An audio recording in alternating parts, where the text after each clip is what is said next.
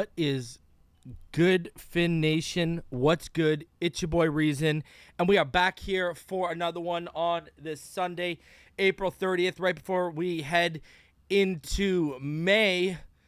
And man, like, hey, all you Heat fans, I know y'all are feeling it right now. Y'all living the life right now, huh? You got the Heat winning, and you got the Dolphins coming away with a damn good draft class, as we showed yesterday, the 8th most valuable draft class of everyone right now. And let's be honest with you, here's the thing, guys. I was up till about damn near 6 a.m. And your boy went in. I've graded every single UDFA. And, I watched. Your boy was, we were locked in last night. So, yeah. We watch these kids, and so there's some guys that I really like here that we coming away that I'm sitting here saying, man, I like this UDFA class. This UDFA class graded out higher than I thought it would when it was all said and done. So there are some things to like in this UDFA class. Now, I before we get into all that, I do want to say this. Listen, there are some A's and there are some B's. A's are more likely, I think, these guys are going to make this, they got a good chance to make the squad here. They're going to at least press to make the squad, all right? When, B's are guys who, I think they got a good chance to press for a shot. Once you get into C's and stuff, you start getting to that area of, okay, they got a shot, but I don't know. You know what I mean? So I want people, just because a guy, I don't want people to look at this. My draft grades are much more conclusive, all right? And UDFA grades, not as much. So when I'm giving it based on what's out there, what's available, the quality of play that I saw when I watched the kids, et cetera, et cetera. That's what I'm doing here. Like, I'm grading them based on UDFAs. I'm not grading them based on the draft class. Do you understand what I'm saying? They're their own entity. All right? And the draft is its own entity too here, okay? So I want people to realize that, all right? I remember last year we were high on Cater Kohu out of here, and that ended up working out. We liked Braylon Sanders' athletic profile and speed and what he did, and coaches, for right or wrong, the coaches saw the same thing, and they gave him a shot. So we'll see. There looks like there could be some gems here. I'm going to tell you this, man. There looks like there could be some gems here. Shout out to Upland, Canada. Welcome to the Pro Bowl. Appreciate you. If Bev can fix the FSU kid, he is a god. I hope you are not talking about Blackman. You ain't talking about the Arkansas State quarterback that played at FSU, are you? Because he's, I don't know what I don't know what we're talking about exactly there, because, I'm not a fan of Blackman. I'm not a fan. That quarterback we signed, I'll tell you right now, spoiler alert before we even get into it, that's a camp body, brother. That guy don't have a... Oh, does he ever? Brother, he's going to push Bailey. I don't care what anyone says. He's going to push Bailey. Oh, Jesus, Knight, you didn't even have to donate to say that, brother. That's why I asked. I just had to make sure and ask. I don't pass judgment until I ask, huh? So, but yeah, I'm not a fan of Blackman. But I've watched him before. I didn't even need to see him. I've already seen him. Not a fan. Like, you guys remember, what did I say about Skylar last year? I liked his tools and I liked his development if they worked on his accuracy and his touch, right? I said I like him in the system. Blackman, Skylar going to walk through the... Bro, he doesn't have to stand a chance against Skylar. I will take Skylar 7 days a week and 4 times on Sunday over Blackman. Thank you very much. That guy is literally a camp body because they need a quarterback to go to rookie mini camp.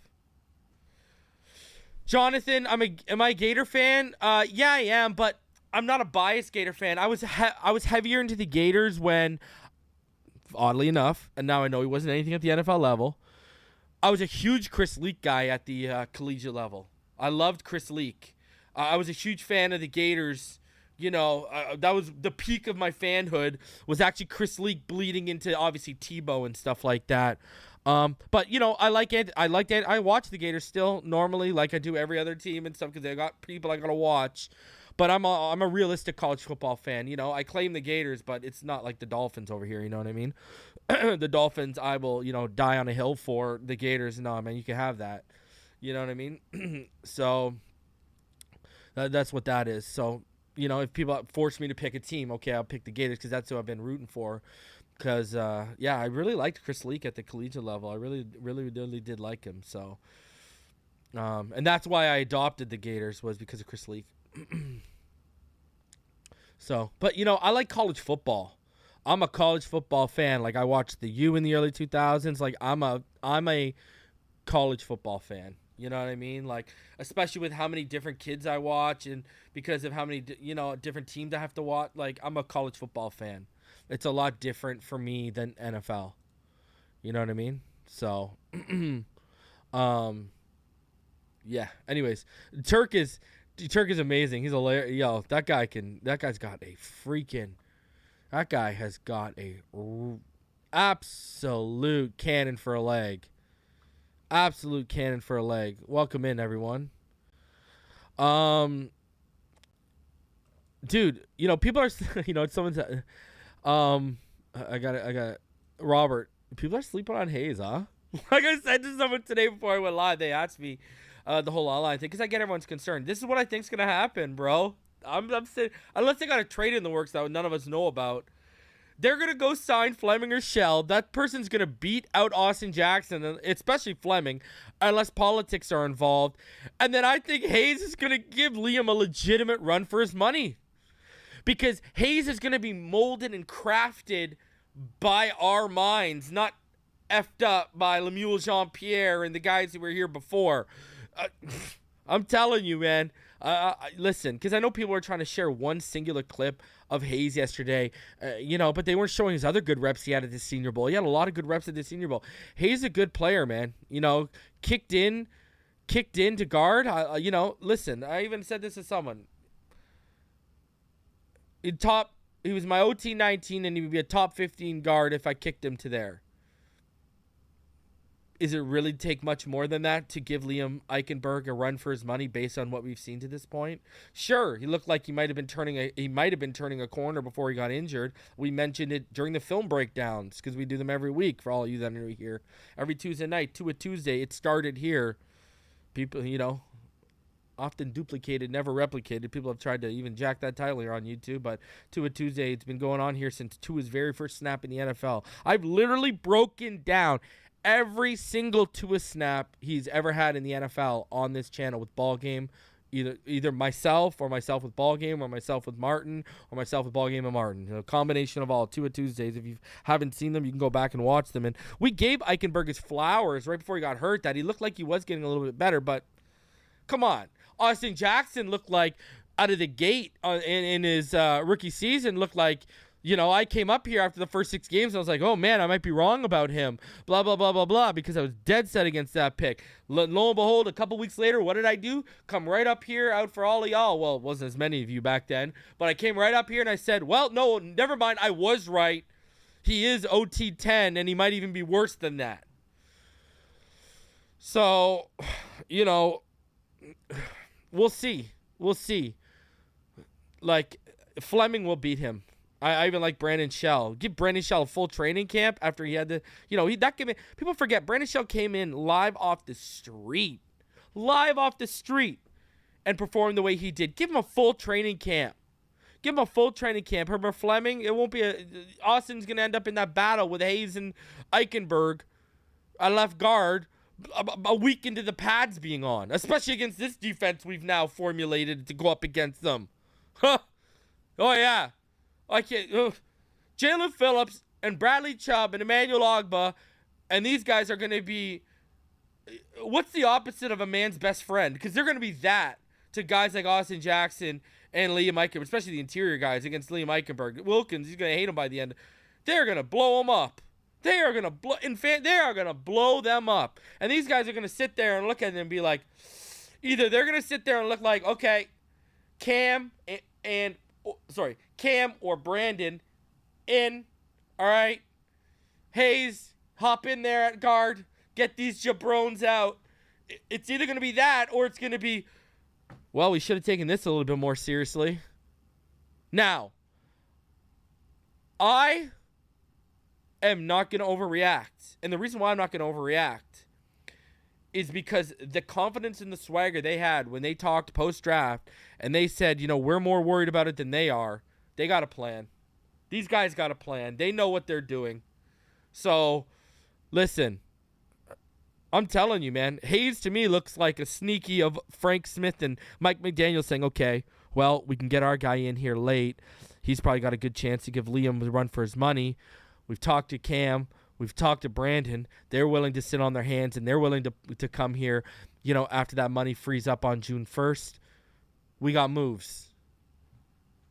I honestly think we're going to get Cam Fleming or Brandon Shell, and I think Ryan Hayes is going to give him a legitimate run for his money at left guard. So, like that's what I think. And, and if you don't look at the rate we're seeing right now, Dalton Reisner's out there. Dalton Reisner's out there right now just sitting playing twiddly dinks.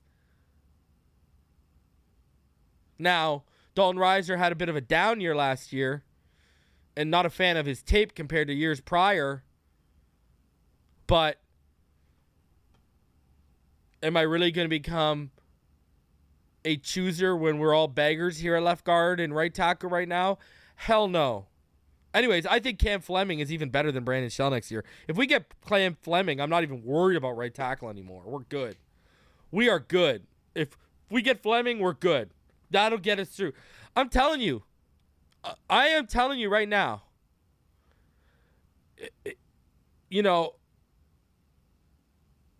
These guys are going to go over one of. I'm going to tell you this right now. I've already started doing homework on the offensive line class next year because I'm telling you right now. There are some kids that are coming out, and it's for next year, and I'm telling you, man, it's I really like that kid out of Notre Dame, Joe Alt. I really like that kid.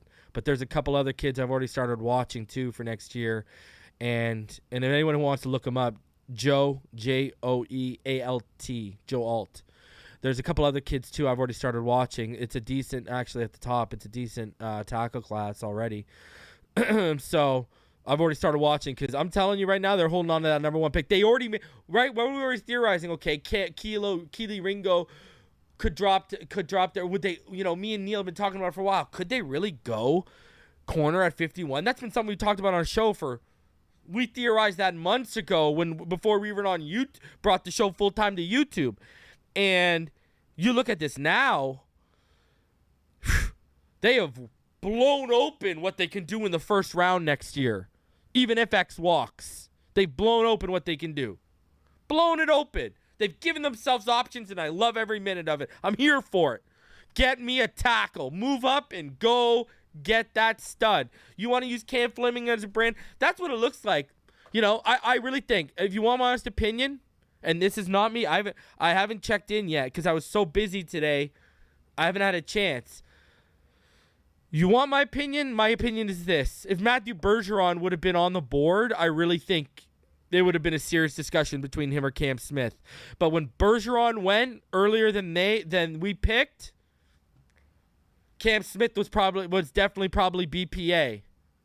Listen, I wouldn't even be surprised if Cam Smith was BPA with Bergeron on the board. And if he was, then hey, take your BPA, especially with what we got coming on the horizon. I ain't gonna drag you for being smart and getting ahead of the pick.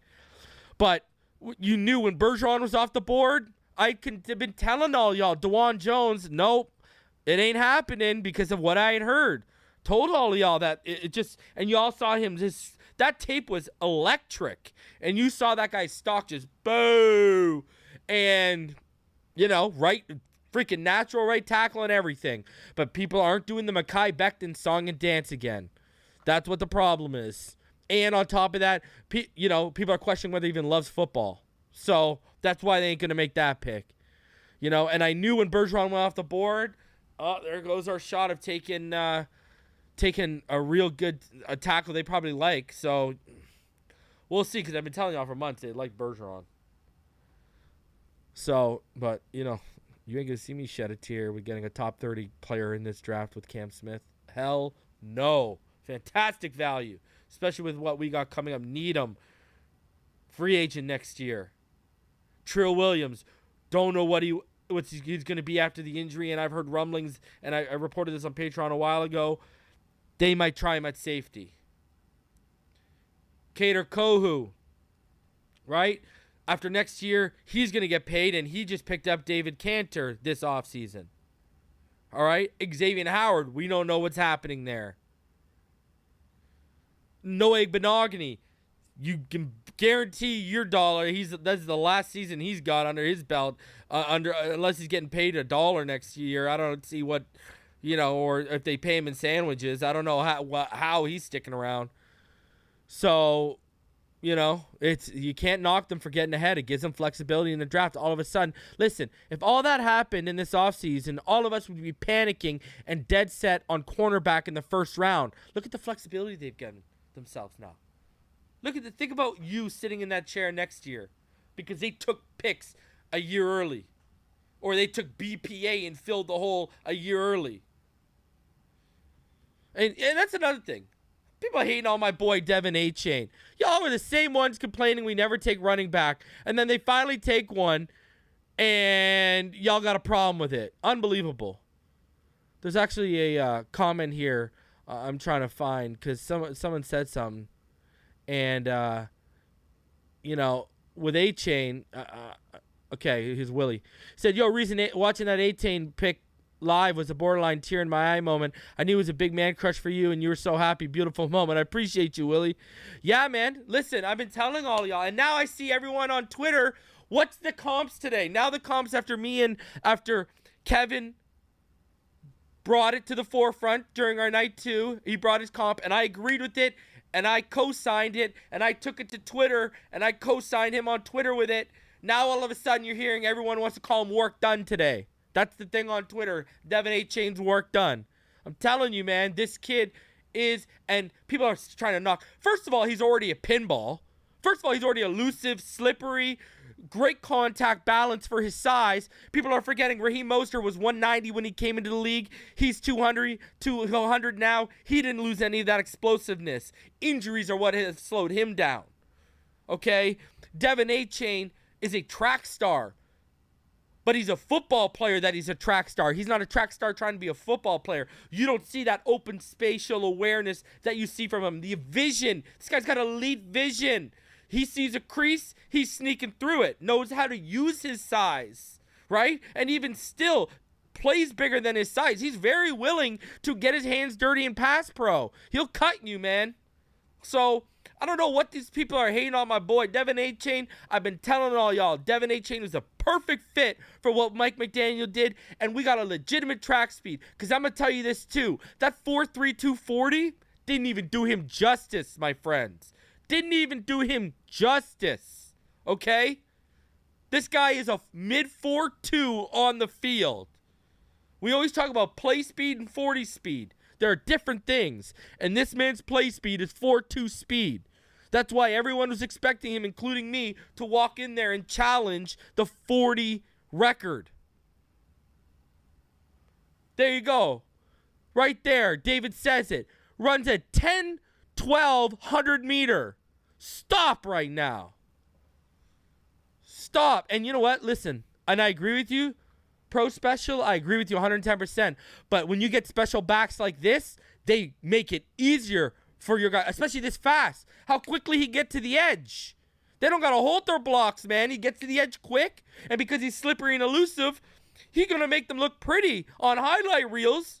He going to make, you get a back like this, they can make those guys' job easier, and he can make them look good. Telling you, man. I'm telling you. Jay Taylor, that would qualify him for Olympics anytime. I'm telling you, man. And then you watch him, and you don't see a track star. You see a football player with track star speed. I'm telling all y'all, man. This is that dude. He's not far off from Jameer. He's not far off from Gibbs. And I think when he adds that weight, this man has the chance to battle Bijan for the most special in this class. He's got a real chance if he adds that weight. And he's going to. I ain't worried. He's already a pinball, man. So, man, I can't big up that pick enough. That is my guy right there. All aboard the Achane train. Chew, mofos. All right? All day. And, I know I see people are kind of in the Higgins. We'll get into it all. We'll get into it. All right, strong. It's Olympic sprinters. It's football players that can run with Olympic sprinters, my friend. All right? Let's go. Let's go. Never mind. It's enough of this greatest show on surf or whatever. I am now dubbing it the fastest show on turf, all right? We are the fastest show on turf. Period.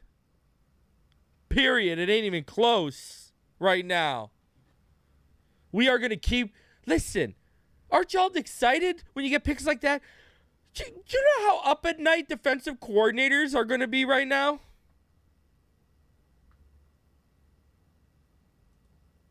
Are you, unbelievable. Let's go. All right, we got some things we got to go over here. Because the Miami Herald, they see the fire, they throw some fuel on it. We're going to go over that. Plus an interesting tidbit here. And then we'll get into, obviously, the grades and everything like that. And I'll have a little breakdowns of each player and stuff, too, especially for all of y'all with those UDFAs. Don't worry. All right, so let's hop into it. Let's get into this. So this Bleacher Report article, NFL rumors, Eagles open to new DeAndre Swift contract, Dolphins eyed trade for running back. Now, this references Jeremy Fowler from ESPN. And what he says here, the Philadelphia Eagles reportedly see running back DeAndre Swift as more than a rental player, even though he is entering the final season of his contract.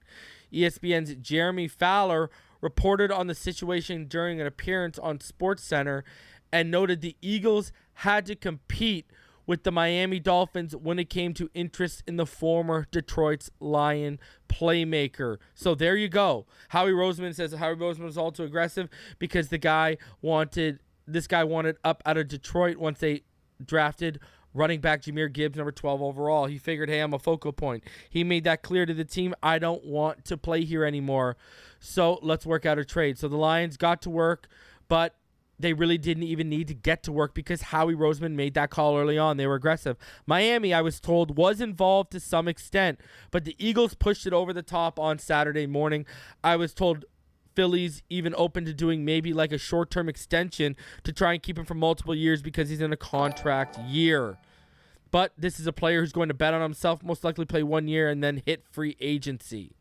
So they were looking to add DeAndre Swift if they could not get. I mean, this is before the Achane stuff, and they decided to pass, and Achane fell in their lap. Shout out to Knight. He says, imagine Berrios will be picked on as slow. Yeah, and Berrios going to reap the reward of all these guys scaring the defense. He's just going to be coming horizontally over the middle of the field saying, thank you very much. Beat one man, and he's wide open. This guy's going to only have to beat one man, and he's gone. He's going to have no one around him because everything's going to be cleared out. Berrios going to be able to have a picnic with Yogi Bear. It's unbelievable. It's going to be great. Told y'all he's gonna have a career year. Berrios gonna shine this year. I'm telling you. Anyways, back to DeAndre Swift. So listen, I know a lot of people were like, okay, first of all, we know one thing. Okay, me and Neil have talked about it on here too. The card was handed in 2020 before we traded back with the Green Bay Packers. Now, something happened in the trade back, but that card was handed in. And it said DeAndre Swift on it. DeAndre Swift was going to be our 26th pick of that draft because it was originally going to be Cesar Ruiz. That was who they were really gunning for at that pick. Then Cesar Ruiz got drafted by the Saints. DeAndre Swift was their next guy up. But the Packers offered their trade. They moved back, and in the time moving back, Flores got in Greer's ear about Noah Benogany. They switched to Noah Benogany, and the rest is freaking history. Didn't work out for DeAndre, didn't work out for us. So, they weren't even going to take my guy at the time, Jonathan Taylor. People remember me back there. I said, we got 3 picks. Those 3 picks need to be Tua, Tristan Wirfs, and Jonathan Taylor. Boy, how right I was, huh? So, anyways, we'll see how this works out. DeAndre Swift, I think, it's a different regime too. I think he would have been, he's a fit in this offense. Now, I'll take Devon Achane all day and all day over him, especially now that, again, we can craft him and mold him with our own coaching, with our own coaches, right? It's not a guy who's, now betting on himself because he's been so underutilized. He was so underutilized, and he was banged up. But when he was healthy, he was underutilized, all right? Got to give him those props. When he's healthy, he was underutilized, but he was banged up, so he didn't do himself any favors like that. So, Devon Achane all day. Worked out for the better, if you ask me. But I like the aggressiveness. The reason why I'm showing this is it's something we mentioned, right? As soon as they made that pick with Jahmyr Gibbs on here on Twitter, what did I say? I said, man, you got to think DeAndre can be had for cheap right now. Make that call if we don't have a running back. And, they did make the call. So I like the aggressiveness. I like the following up. I like they're all in. Ross gave the mandate. Grier is executing. They're all in. I keep telling all y'all. Y'all are going to believe me. And the Miami Herald seems to believe it. They're just not telling y'all it. Why? Again, Cook's still a possibility, and this is according to them. And I told y'all it's still a possibility. It's just on our terms, and he got to play ball with us now. And from what I've heard privately, he's willing to play ball. And I told y'all, we're going to find out. But they said Cook's still a possibility. The Dolphins' selection of Achane, the highest pick the team has used on a running back since 2016, has brought questions about whether Miami could still pursue Minnesota Vikings All-Pro Dalvin Cook. The Dolphins had talks surrounding a trade earlier this offseason, but seemingly have a full depth chart with Mostert, Wilson, Ahmed, and Gaskin also on the roster. Asked whether the window was still open to adding a veteran running back, Grier said generally nothing is off the table. We're really happy with the offseason we've had. The players that we were able to keep on this roster, the new ones that we've added in the draft, and that we're going to in free agency. Remember, that's the clip I played. And that we're going to in free agency. There will always be stuff that we'll investigate because that's our job. So, yes. Right there. So, yes. And we know going into the draft, the word was the Minnesota Vikings had a trade with an AFC team worked out with the with an AFC team, and we all assumed it was the Miami Dolphins. Well, I'm sure the parameters of that trade have changed a little bit now. It looks like they're going to call their bluff. Are you going to cut him? Because if you cut him, he's coming.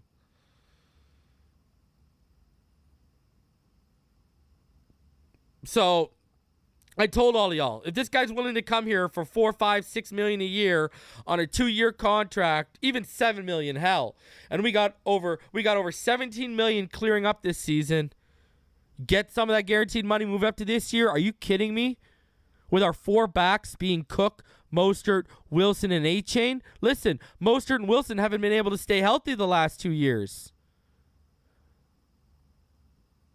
They both had their times where they've been banged up. We can't afford anyone to go down. It's not just Tua. We got to cover every basis here. And what I think is going to keep that alive is how good of a pass catcher he is. And we are all in, ladies and gentlemen. We are throwing everything and the kitchen sink at it right now. We're just going to outscore you. We're going to outpace you. And our defense is going to shut you down. We are going to be on, listen, with or without Dalvin Cook, we are going to be on the winning end of some blowouts this year, I feel. And I think it's going to be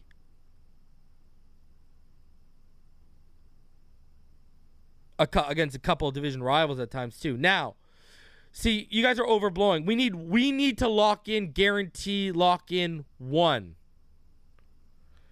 We need a guard and a tackle. Listen, I've talked about this publicly with Richmond Webb. I've talked about it privately with Richmond Webb. We'll talk about it again. The right tackle to me is what you need to lock down. Because listen, I'm telling you right now, you can get through a season with Hayes or Eichenberg at guard between Connor Williams and Armstead if you get that right tackle figured out. The problem is when you have two weak links, you can accommodate and do things schematically to accommodate for one weak link. When you have two, especially one that's got to be left out on islands at certain times, that's when you start to run into problems. When you got multiple leaks is when the issues start. We need to get one or the other locked down, and we can make it through the season with Hayes or Eichenberg or Robert Jones at left guard. If you get right tackle figured out with a Cam Fleming, you can figure that out. So now in terms of Armstead, you need a swing. Do they view Hayes as potentially a backup guard / potential swing maybe? I don't know. But they seem pretty confident after day one of the draft that let's wait till day one of training camp. Okay? We don't even got to wait for the pads to come on. Wait for day one of training camp. That's when you really evaluate where that roster is on day one, because there's still a lot of time to fill those holes till these players got to report. So, also here too, Dolphins don't see Ramsey switching to safety. Remember, they were asked about it, and McDaniel, Ramsey views himself as a defensive back and teased the possibility on Twitter. And they decide, and, McDaniel addressed that. And he said, he's a corner. He's a really good corner, and I try not to mess up really good. But he's going to be interchangeable. And when you looked at McDaniel's response, it really felt like McDaniel didn't want to give away any trade secrets. That's how I took that, too. So, yeah, they're going to play around with Ramsey. Don't think he's going to be stuck to one spot. And if you go back and you watch his mannerisms and his tone, it really came off like he didn't want to, let the cat out of the bag on what they got planned with Ramsey. Now, 50-year option decisions. The Dolphins may have already exercised Tua Tagovailoa's 50-year options, but have a May 2nd deadline to make a decision, which is Tuesday, on their 2020 first-round picks, Austin Jackson and cornerback Noah Igbenogany. Asked if the team had made a decision. No, we'll talk about that here after the draft when we finish up. So, I mean, yeah, they're even politely. Look at how polite they are. We all know they ain't picking it up, all right? But they're not here to kill confidence. They're not here to shoot people down, right? We all know they ain't picking those up. Let's stop right now. We have over 650 of you in the room right now. Please smash that like button. Subscribe if you're new. Appreciate all y'all coming through right now. Listen, again, hey, all like you, recognize the holes at guard and right tackle right now. But I'm waiting till that money frees up on June 1st because this sounds like a team with a plan in place. So we'll see. We're going to find out. We are going to find out. That's why I'm giving them till everyone reports to training camp. And then if we are going with Eichenberg and Austin Jackson, trust me. Listen, I'm the one who've been warning all y'all before these guys were, right when we drafted these guys, what they were. So trust me. I'm exercising patience, though. I'm exercising patience. I am going to give them till we report. Now, if they report an Eichenberg and Austin Jackson the plan, yeah, that's when now you're going to hear reason come up here a little bit more with an issue. All right? Everyone knows how I feel about the players, so I don't got to regurgitate it. I don't got to go over it. I don't got to tell you what I think. I thought from the beginning Austin Jackson was the only one who had a chance based on traits in this scheme to make it. And I'm not an Eichenberg fan, and I'm not an Austin Jackson fan. But I did see this coming with Jackson. The Eichenberg stuff surprises me a bit, though. But I feel like they're trying to sneak that Hayes pick in, hope he develops properly, so they can move off Eichenberg and get their guy in there, even if he is a 7th-round pick. And then they can, that's what I'm hoping. So, Robert Taylor, do you believe? Yes, and I'll tell you why. Who was there? Avila, gone. Who was there? Right there at 51. See, this is what and this is me. I'm just telling you, okay? And I want everyone who's listening or who's trying to learn the draft or who wants to be more in tune with the draft, I want you to burn this, what I say to you right now, into your brain. Burn it. Burn it, okay? Reaching for needs over BPA on your board, that's how you get busts. Never, never, never, never. Always go BPA. Always. Because BPA, listen, BPA is always going to work out in the end. Even if you just signed a guy to a massive contract. Massive contract. And that guy continues to play well, but you draft a guy who's a legitimate stud, blah, blah, blah, blah, blah. Okay, you play him for a year, and then guess what? You can move off that money in a year, and after building your other guy in a year who's giving you the same type of play, look at the cap space you just created to fill in other holes you got. BPA is the way to go. I'm telling you, it always works out in the end. And if the guy you just paid continues to play at a crazy elite level, but this kid comes up and looks really good, and he looks like he could be elite, then you could trade him for high value. It always works out. Always works out. BPA. BPA. Trust me. That's what you do. And you're not going to reach. What if they would have taken DeJuan Jones there? Because they would have got worried with all the run. Look at how bad DeJuan Jones fell. Serious character concerns, serious weight issues. But the tape is electric. When they got like more sure things sitting out there. That's bad business, man. Y'all got to listen, either watch the Seinfeld episode or go take a course on risk management, all right? Oh, BPA means best player available, if anyone's wondering what I mean by BPA. BPA means best player available on your board. And Cam Smith was a top 30 player. You want them to reach for someone who's like maybe in the 50s or the 60s on their board when they got someone sitting there on in the 30s? That don't make sense. That just don't make sense. Or that's a top 30? That's bad. You don't do that. That's why you have scouting departments.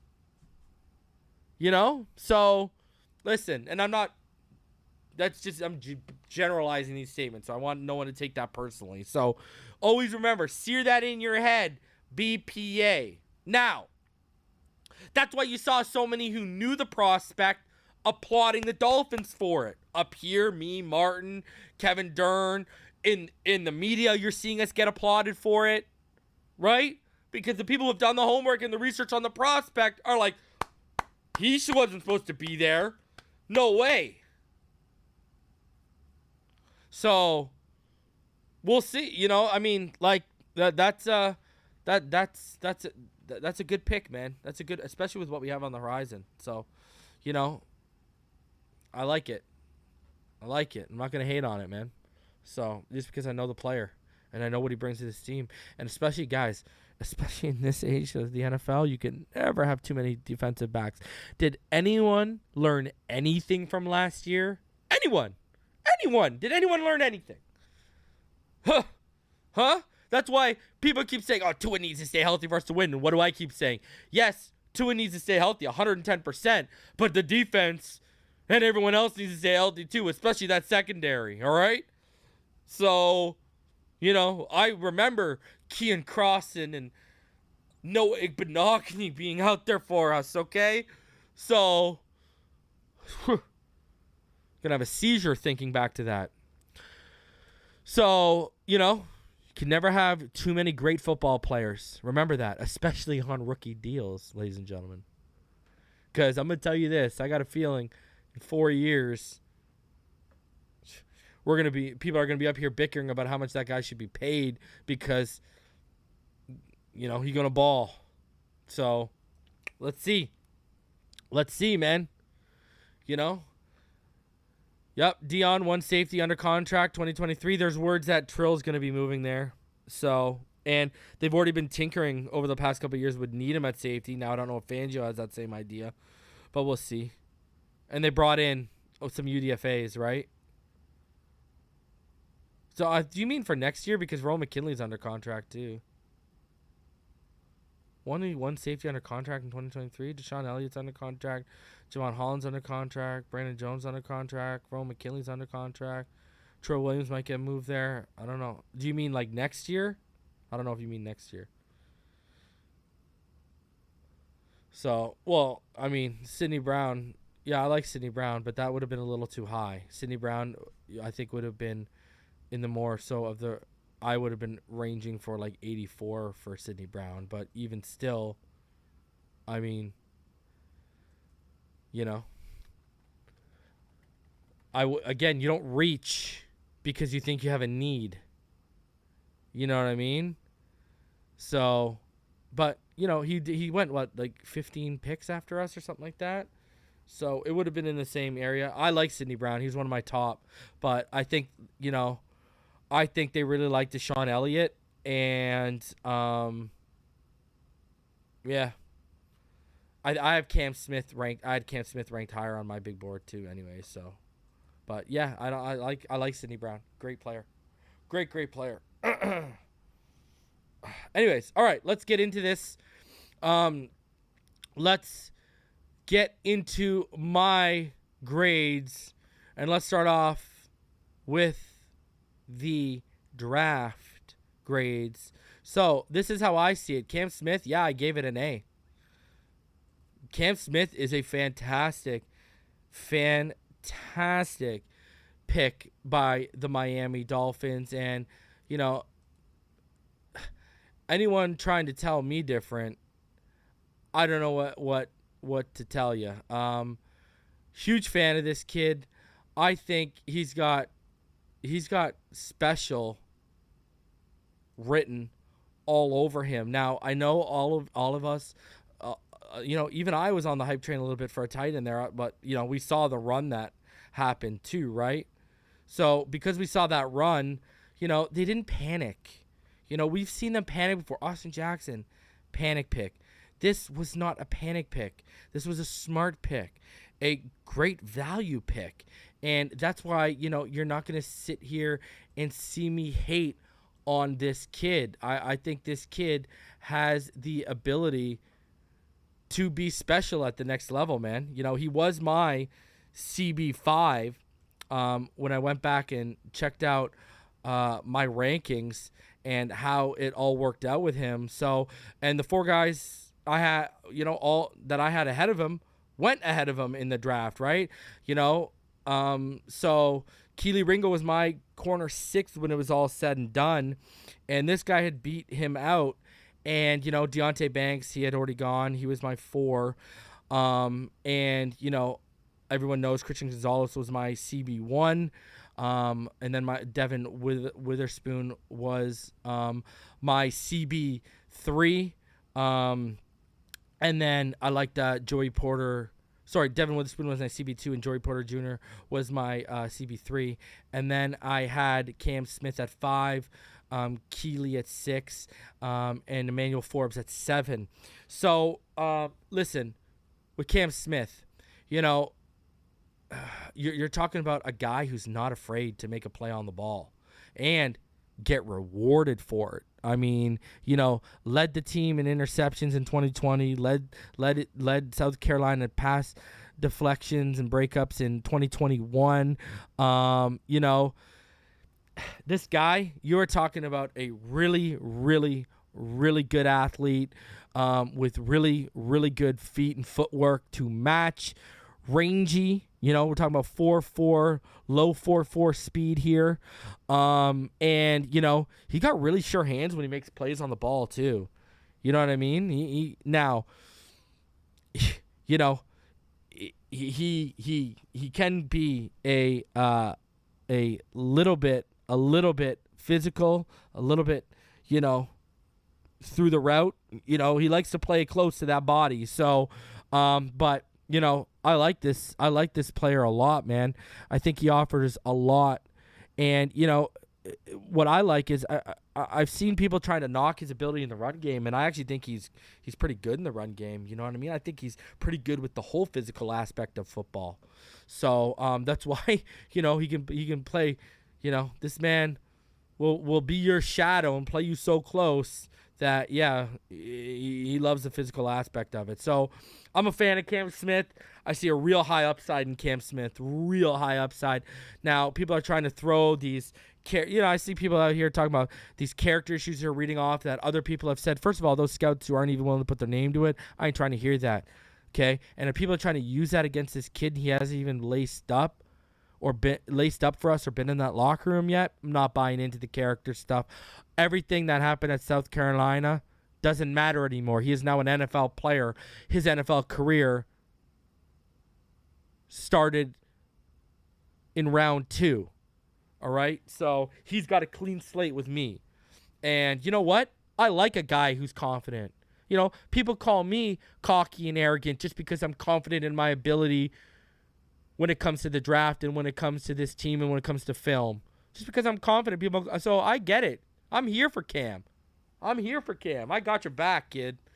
Number 2, I had to give it an A. Devon Achane. Could have gone A+, but I'll go A. What a stud. What haven't I said about this kid? Someone asked me, what haven't I said about this kid? Everyone knows I love this kid. Man, I put out a short about this kid, clipping on my evaluation and making it a short. My running back 3, 5'8", 188, but I think he can get up to 200, no issue. We're talking about over 2,000 yards rushing over the last 2 seasons with 17 touchdowns on 326 carries. Stop. 386 receiving yards and 4 receiving touchdowns. We're talking about world-class speed, burst, acceleration, and quickness. I call him a blink of an eye runner. You blink, he's gone. And 6 points are up on the board. All right. Perfect zone rusher, right? Vision's elite. Again, even for a smaller back, he is not easy to take down with an arm tackle. He's feisty. He's got that dog in him. Will fight for every single yard, or he can slip off you, or he can juke you, right? He's got that agility and elusiveness in space. It's unbelievable. And he's a willing blocker. He'll cut you if you're too big. If he knows he can't overpower you, he'll cut you. He'll go down and he'll take your legs out right from under you. So I like him. He likes to get dirty. I like that. He likes to get his hands dirty in the trenches. And like I said this in my when I did my evaluation, and I'll say it again in my prospect profile, and I'll say it here. Underrated vision, man. Some of the best in this class. All right? High football IQ. The way he understands angles in open space, can operate in tight quarters. The ways he has the patience needed to let his offensive linemen do their job and not overrun his blocks. When you get guys with that kind of speed, they overrun their blocks, and he doesn't do that. He's got the patience. To me, size is maybe his only downside, but I think he's going to add to it. Size wasn't a downfall for work done, so I ain't trying to hear it. All right. Elijah Higgins.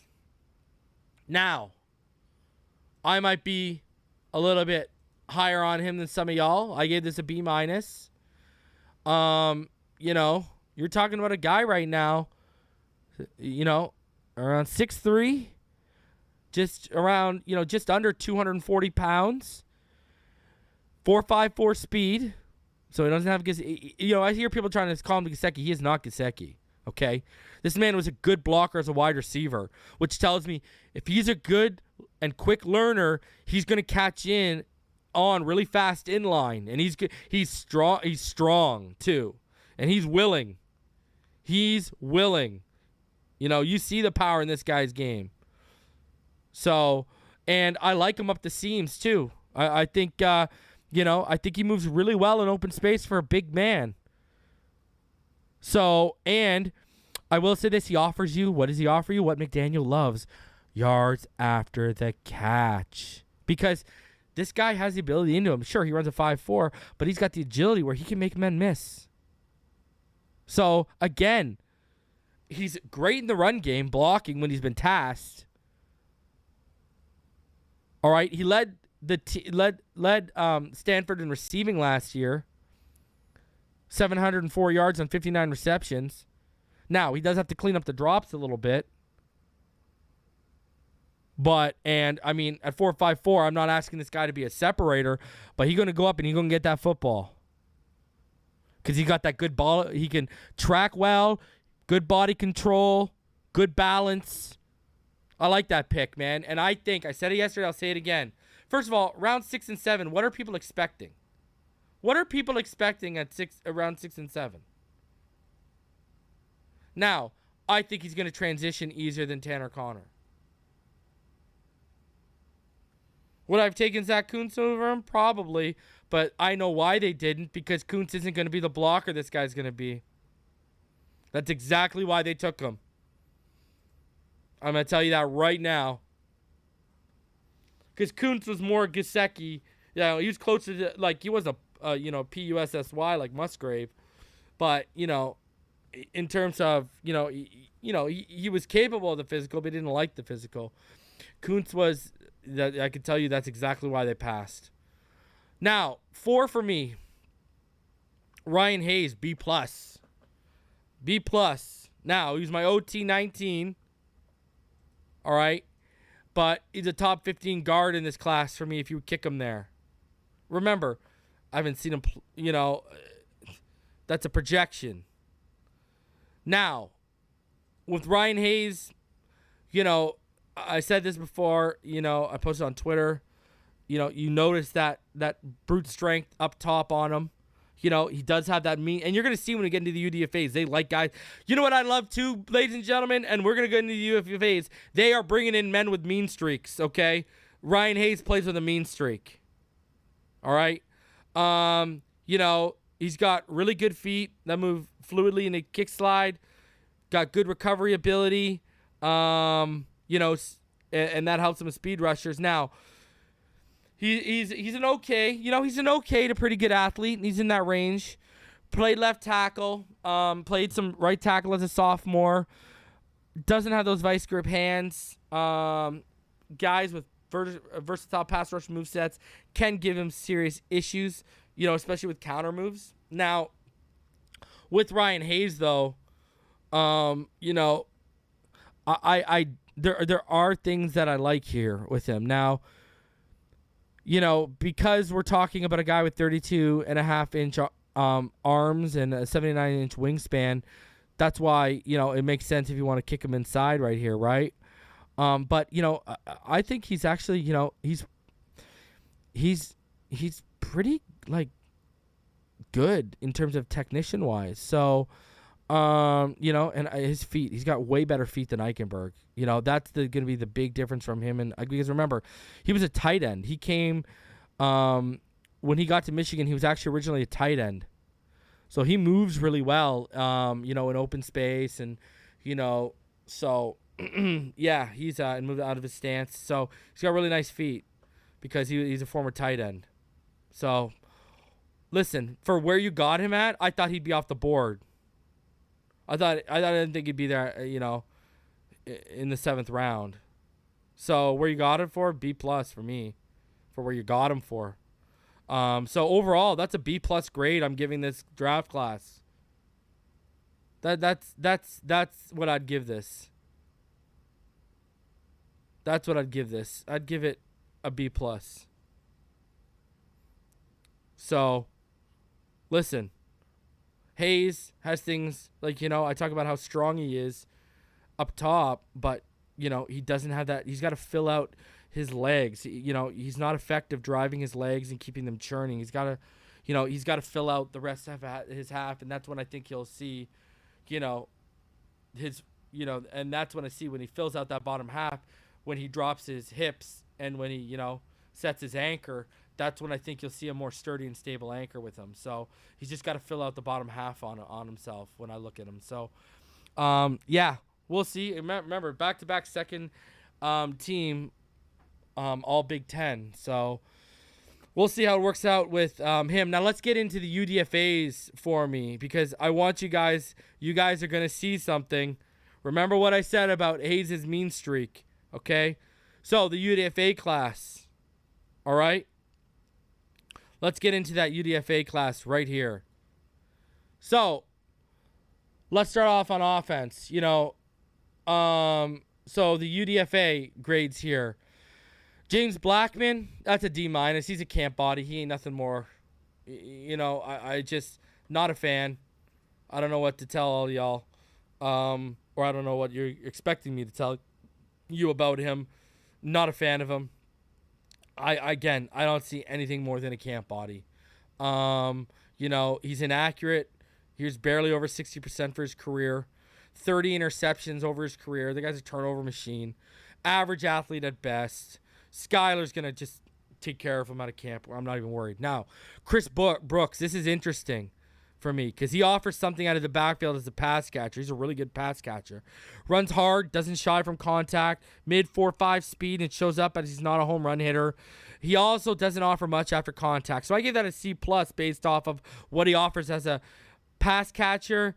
He's a really hard, aggressive runner, and I like that he plays through contact. Dawood Davis out of Western Kentucky. Now, when I watched some of them, I liked the other receiver there, Jalen Hall, a bit better from what I watched. He looks faster on film than his 4.5 40. I will give him that. Explosive out of his cuts, get open. He likes to get open with his athleticism. Can't handle the physical aspect of the game. He's going to be easy to jam. This guy did 6 bench presses, guys. 6 bench presses, okay, of 225. He is going to be jammed and jammed all day. What do you want? Strawberry, raspberry, whatever you want, all right? 6 bench presses no, okay? And it shows up on film, okay? And he's a raw route runner. He's not crisp with his routes, right? He basically tries to lean on how good of an athlete as he is to get open instead of, he's got to be developed as a route runner. Especially at the next level when that 4.5 speed ain't going to, even though you look faster, right? Chris Coleman, now this is interesting to me. I gave this a B-. I gave Dawood a C-. Chris Coleman gets a B- here because this is very interesting to me. This guy runs a 4.49. And you watch, he looks a little faster than that on film. Can cut on a dime, super elusive, good twitch to his body, burst and explosiveness, good vision and spatial awareness with the ball in his hands. For as bad of a route runner I thought Dawood Davis was, Chris Coleman was a way better route runner from what I saw. Stems well, crisp out of his breaks, and he's got a pretty underrated release package at the line of scrimmage. Fights through jams. I like him. He's a tough little bugger. Transfer from Fresno. He played corner and wide receiver at Fresno, and then he converted to wide receiver full time when he came to Cali Polytech. So he's played corner, so he understands how to beat corners. Very interesting stuff. Very interesting. I like it. He got good speed to him. That's a very interesting pick for me there. UDFA. Now, Julian Hill, I give this a B. Bro, yak all day after the catch. Buddy, yak all day. This guy must drink yak when he goes home. It's unbelievable. He must own a pet yak. All right? Now, 10-2 broad jump. All right? He's a decent. He had 21 bench presses. Now, his 40, 4.65, nothing going to blow you away, but he separates and he plays through contact. And you watch this guy, he's breaking tackles on a regular basis. Now, that's obviously because of the competition played. That's the biggest question at hand. The guy went to Campbell. Will the jump be too big for him? Because he is a good athlete with nice size to his frame. He can kind of, he can land the lumber as a blocker, too. He's strong, willing, and he has decent technique. It's just the competition level. Now, hey, it wasn't a problem for Cater K, who played at Texas A&M Commerce. So we'll see for Julian Hill. But you watch him, he looks like a man amongst boys out there at times. He does. Now, Jarrett Horst out of Michigan State. Decent length to his frame, strong upper body, plays mean. He is mean. He was the top pick in the USFL draft on April 7th. Number 1 overall pick. Now, this guy, penalties all days because of how mean he is. This guy racks up unsportsmanlike conduct penalties. He can be susceptible to holds too, but this is a mean man. This is a mean man in the trenches. All right? He is not playing around. Like, I look at him, I look at Hayes. They are trying to get mean in the trenches. Like, they are trying to punch you in the face. Because the next guy here, Alex Jensen, who it looks like they might convert him. Now, I gave Julian Hill a B because of what, like, holy, you watch that film.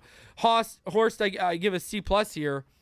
Jensen, he looks like they might kick him in the guard, so I have him as an as a guard here, OT/offensive guard here. I gave it a C+. Again, another guy who is mean, and where he shows it is in the run game. He is a freaking mauler.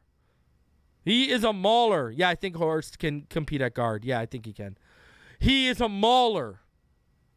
Mauler. Now, he was the 50th pick in the USFL draft. Always active with his hands, looking for a defender to square up and give it to them. Now, with him, though his hands are active and violent, he needs to place them a little bit better, okay? 6'7", 290, he needs to fill out that frame a little bit more, and he needs to add some more functional strength, I see when I see his game, especially if they're going to kick him inside. Especially if they're kicking him inside. You need to add some more strength and mass to his frame. Now, one I really like here, probably, these next two are my favorite offensive line moves. DJ Skype, OG from Miami, can play right tackle, right guard, and left tackle. I've actually watched some of this kid. 6'3.5", 321. I think they kick him inside. Moves really, really well for a man his size, and I'm sure you Hurricane fans know that. He was one of those guys invited. Remember we had the show where we went over local auditions? He was one of those guys, and they took him out to dinner, too, from what I understand. And listen, he's got very violent and active hands, but he shows much better placement with them than Jensen does. I like this kid. Next one. Alama Ulave, center from San Diego State. I like this. I believe he's Polynesian, if I remember correctly.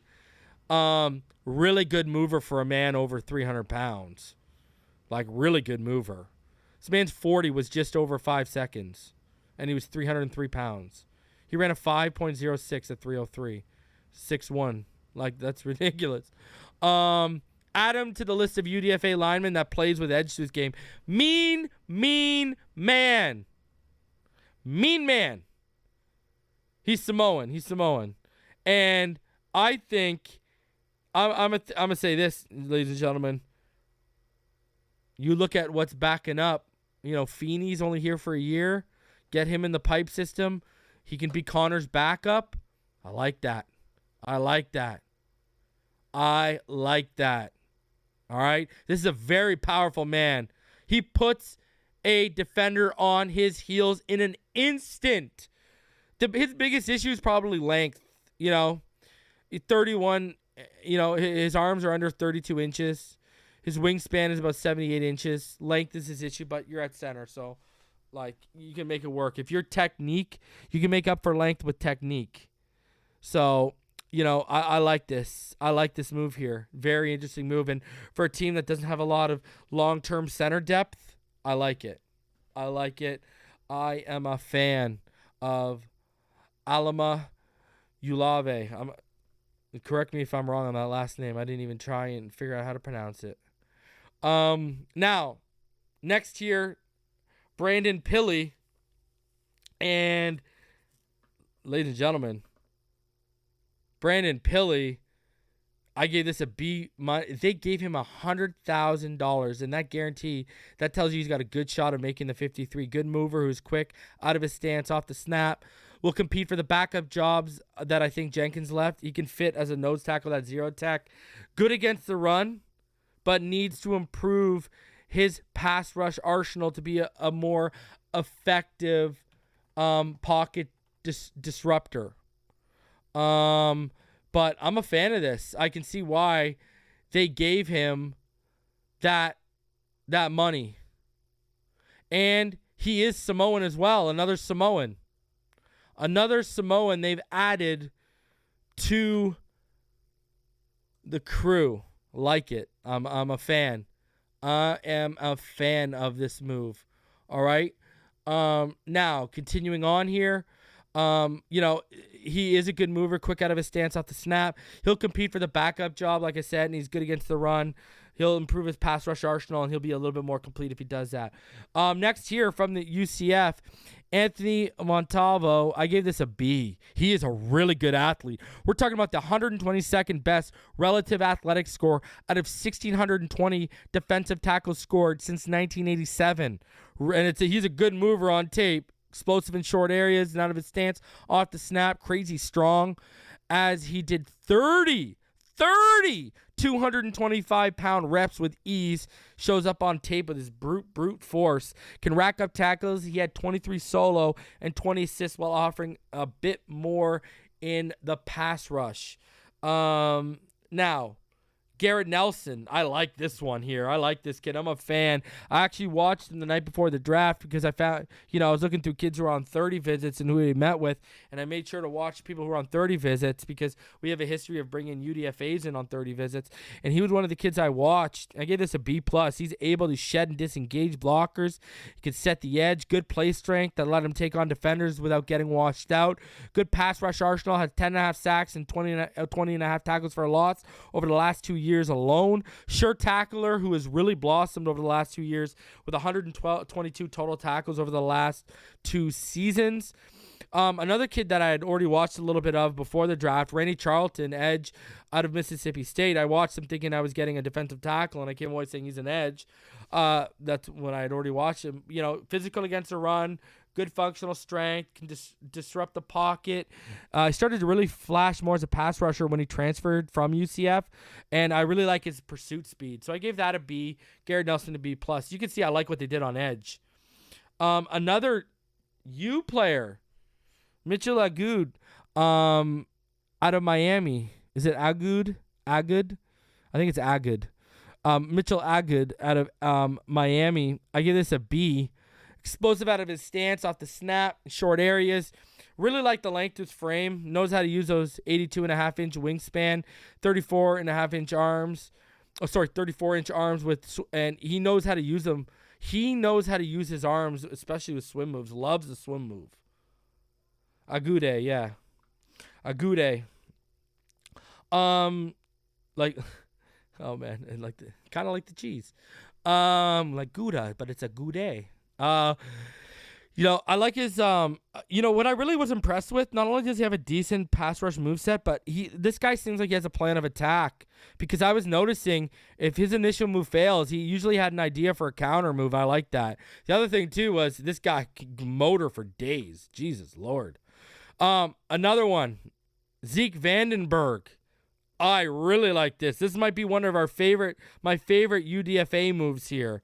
I would, so far out of the ones I've read to you, man, this is up there. This is probably my favorite UDFA move up until this point that we've gone over here. Zeke Vandenberg, until we get to the next man. Zeke Vandenberg, 2022 Buick Buchanan Award winner as the FCS Most Outstanding Defensive Player of the Year. Tackle machine. This guy had 100 as an edge. And like a linebacker / outside linebacker, edge in our system, had 100 tackles in 2022, exploded as a pass rusher in 2022, had 14 sacks. At 6'3", you'd like better length to his frame, and I think he does need to get stronger at the next level, but I am a fan of Zeke. Zeke. So I'm a fan. Now, here's one I really like. Aubrey Miller. He was the first tape I dove into off of what I heard Deion Sanders say, and I love it. Love it. This guy is, and you saw the pictures, he is built like an ox and as strong as an ox. All right?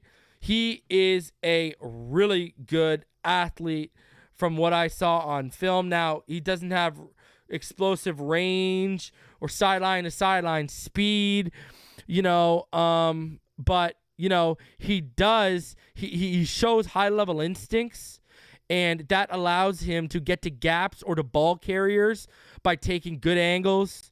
He's a really intelligent player, I think, and he's really patient too.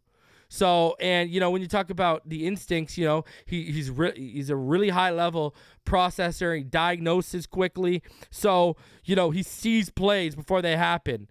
And again, we talk motor. This guy, he is, he's built for it tough. That's how good his motor is. So, I am a, big fan of him. Now his issue again, he's not really, the range is okay, right? And he's a thumper. He's a thumper, and sometimes, that because he's looking for that head to take off, he can miss an assignment or he can get caught lunging too. So, why I like him? I see a guy who I see a guy who can be something here. I really like him, man. I really like him, so we'll see what happens. I think you can get him into the rotation, man. I really do. So we'll see. I give this an A because I'm a fan of this kid. I like what I saw. Man. He was SWAC Defensive Player of the Year last year. All right? Talking about a guy who just over the last 2 seasons has 226 tackles. 226 tackles, and guess what? 23.5 of them were for a loss. Oh, by the way, 8.5 sacks over the last. And you look at him this year at Jackson State. Man, that guy was decent in coverage, getting his hands on footballs, and he was forcing the ball out. This guy, he knows how to locate the ball and pop it out on ball carries. So I'm a fan. I like what I saw from him. And, I got to give that an A. Now, Ethan Bonner, DB, Stanford, 80,000 guaranteed, which shows how much the staff must like him. That's the second most of their UDFA class. Really good athlete, crazy range, closing speed as seen by his fourth. This guy's got a 4.39 40, people. Loves the physical aspect of the game. Good tackler. Length isn't ideal. Talk about 31-inch arms, and I did see him get picked on in coverage. So we'll see where that goes. Now, the word I've got is they could transition him to safety. I've heard rumblings of a potential transition. He could play corner or safety. Next one for me, and I gave that a C. C+ for me to Bennett Williams, though, out of Oregon. I really like Verone McKinley. Now, I don't like him as much as I like Verone McKinley coming out of that UDFA class last year. But you got a guy with good coverage skills, can mirror receivers, stay on top of routes, offers good ball production, good instincts, can play in the box, good short tackler with solid technique, above average athlete, doesn't have ideal speed and quickness in the open field, and, he can't really stay with fast receivers because of that. So, C+. Here's the interesting one for me, and I just clapped. Michael Turk, Oklahoma. Bloodline. He is a nephew of former Dolphins punter Matt Turk, people. Do y'all remember Matt Turk? Well, this is his nephew. You got a good athlete, crazy leg and strength for a punter. This guy did 25 reps at 225 pounds. 25, a punter. Had a career long of 67 yards in college, and in 2021, he averaged 51.2 yards per punt. Now, biggest ash, and he does have good hang time. You're right, Robert Thompson. His biggest issue is going to be he's not good at landing footballs inside the 20. He's going to have to get better at that. He's going to have to get better inside the 20. But I think he's going to give Jake Bailey a run for his money. So, overall UDFA grade I got here, when I calculated it, I got a C+. All right? When I calculated all the letter grades, this came out to a C+. Right? It was just right on the cusp of being a B-, but it finished as a C+. All right? So, simply now, when you add all of that together, when you add in my B+ draft, my C+ UDFA grade, Guys, this is what you get. Here is my final grade for the weekend for the Miami Dolphins. A B-. That's what this goes up to. B-. So, I mean, wow. Crazy. I give it a B-, B+, I give it a B+ draft, C+ in the UDFA class. Thank you. Shout out to Barkley. He says 2 or 3 UDFAs make the team. Yeah, I think that's a safe number. I mean, I said we'd bring in around 15 to 20. They literally brought in 20 because there is one name that's not on this list that we're going to cover in a sec here because they added him while I was at my daughter's party today. So I give it a B- on the total draft grade. That's what they get for this weekend. I'm a fan. I like what they did. I do think they're going to get some starters out of this UDFA class. I do. Now, what was announced today, I haven't had a chance to look into this kid, so I can't even give it a grade. But we brought in as a UDFA Keidron Smith from Kentucky. Kentucky born, Florida grown. If he's in the comments, he'd know better than I do. I haven't had a chance to watch him, but we did bring in our 20th UDFA. So we are now have brought the number to 20. We have, I believe, 91 people on the roster right now. We're at 91 on the roster. So, man, it is filled. It is jam-packed, this roster right now. It's filling out nice, and we ain't done because they are going to go and get some more linemen. And, hey, the Miami Herald keeps planting the seeds, and I keep telling y'all what I hear. They might make a run at another veteran running back being added to this. So, man, I like this. You look at our team right now, and really, other than left guard and right tackle, does anyone else have any qualms right now? Where's the issues right now? Does anyone have any issues right now? Any other issues we got? I mean, you're talking about, think about it. The 2 holes we're complaining about are really the only 2 needs that are really left here. When you look at the whole team, crazy. Yeah, I would agree. We need competition at kicker with Sanders. Linebacker depth. Well, they're trying to add it, right? They're trying to add it. So I mean, we'll see. They brought in some UDFAs. I'm intrigued to see get a shot. Now they didn't draft one. Like some of us had hoped they might at one point. Especially Ivan Pace was sitting there later on. And I kept telling people Ivan Pace's size, that was the outlier. I kept trying to tell people, that was the outlier I was seeing because of the size. And he kept slipping and slipping and slipping. So, because you don't really know to use him. He doesn't have ideal size for linebacker or edge, really. So we'll see how that works out. But man, Cam Good, yeah, you got Cam Good, but Cam Good's an edge rusher, right? So he's not a linebacker; he's an edge rusher.